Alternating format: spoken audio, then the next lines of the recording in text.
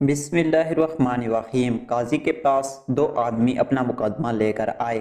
ان میں سے ایک کا کہنا تھا، جناب میں روٹی کا ٹکڑا اٹھائے گھر کی طرف جا رہا تھا کہ چلتے ہوئے راستے میں اس شخص کی دکان کے پاس سے گزرا۔ یہ اپنی دکان میں دکھتے کولوں پر کباب بھون رہا تھا۔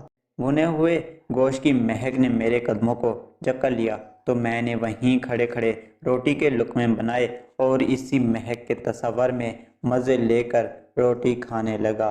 میں نے جب وہاں سے جانا چاہا تو دکان کے مالک نے مجھے پکڑ لیا اور کبابوں کی مہک کی قیمت مانگی۔ کیا یہ مناسب ہے جناب؟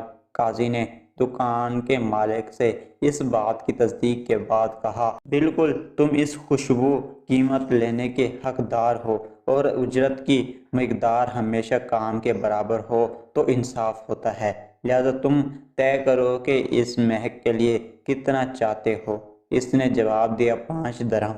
قاضی روٹی کھانے والے شخص کی طرف متوجہ ہوا اور کہا، 5 درہم نکال کر زمین پر پھینک دو۔ اس آدمی نے ایسا ہی کیا اور اپنے درہم یکے بعد دیگر پھینکنے، حتیٰ کہ زمین پر درہم گرنے کی آواز سب نے اچھی طرح سن لی۔ قاضی نے دکان کے مالک سے کہا، کیا تم نے 5 سکوں کی آواز سنی ہے؟ اس نے جواب دیا، ہاں جناب، میں نے درہم زمین پر گرنے کی آواز کو سنا ہے۔ قاضی نے کہا، سکوں کی وہ آواز اس بو کی قیمت ہے۔